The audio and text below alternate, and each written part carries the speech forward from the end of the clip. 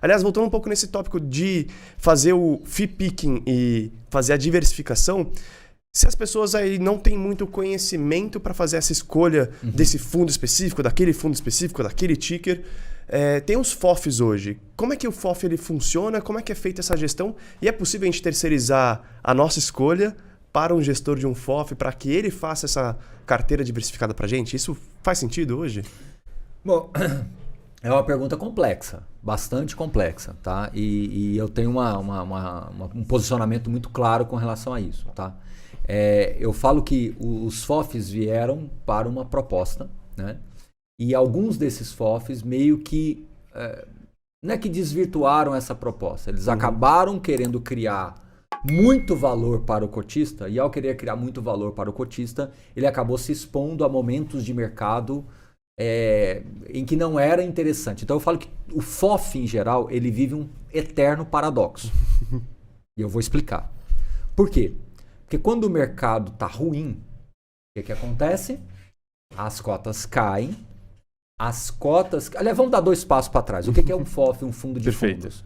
É um fundo que compra cotas de outros fundos. Então, o investidor, vamos chamar assim, que quer simplificar a sua estratégia, ele compra a cota de um fundo e esse fundo tem vários outros lá dentro. E ele está terceirizando para esse gestor tomar a decisão de investimentos. Beleza? Perfeito. Então, esse é o conceito. Tá bom.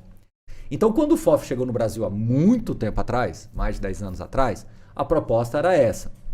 E aí, o que acontece, né? Por que eu falo que eles vivem um eterno paradoxo? Porque quando o mercado está caindo, o que acontece? Os preços das cotas dos fundos caem. Tá tomando. Como ele é um fundo, calma lá. Como ele é um fundo que compra cotas de outro fundo, o valor patrimonial dele cai, o mercado fica mais contracionista e você não tem condições de fazer uma emissão porque o mercado não está comprado nessa ideia. Então, no melhor momento para se comprar, ele não tem capital. Ele não tem caixa para fazer isso. Ele não tem caixa para fazer.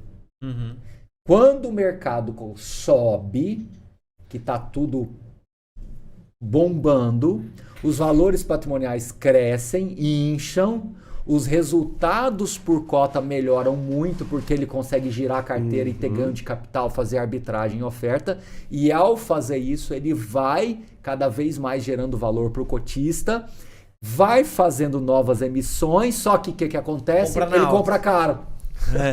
E quando vem o outro ciclo, ele está marcado lá em cima. Então, tem essa dicotomia, esse paradoxo, dê o nome que vocês quiserem aí. Muito bem. O que acontece?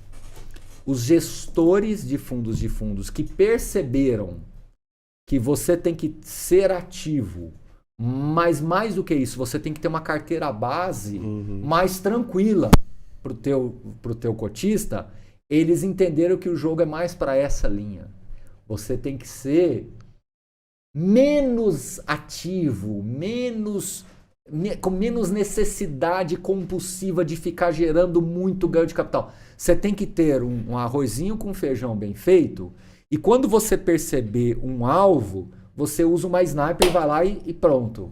E entrega aquele alfazinho a mais para o seu cotista. A necessidade de querer gerar alfa demais os colocaram numa posição desconfortável. Então, quem parou com essa estratégia e foi um pouco mais cadenciado, vamos voltar na história do volante. O volante não tem que subir toda hora para o ataque. Ele tem que proteger a cabeça de área ali. Ele só vai para o ataque quando ele vê uma avenida ali para ele distribuir a bola. Então, quem foi por esse jogo está se dando melhor, tá? Beleza. Hoje o mercado está caindo desde 2020 para cá, então, como um todo, os FOFs estão bem amassados, tá? Esse é um ponto. O segundo ponto que eu queria falar. Para quem tem viés mais oportunístico, o FOF está duplamente descontado. Ele está descontado e está comprando fundo, e tem cota de fundo que está descontado. Entendi. Então, do ponto de vista oportunístico, golaço, né? Só que aí eu volto na sua pergunta que me preocupa. Você começou a pergunta falando de investidor iniciante. Eu acho que hoje o FOF está sendo mais atrativo para o investidor mais profissional que tem essa cabeça de enxergar esse valor implícito. Entendi. Por isso que eu falo que é um paradoxo. Se eu for fazer um artigo do paradoxo dos fundos de fundos, dá para. Eu já tenho esse artigo, mas hoje dá para sofisticá-lo ainda mais, né? E agora eu vou falar o terceiro paradoxo. Que isso eu tenho uma visão muito clara sobre isso.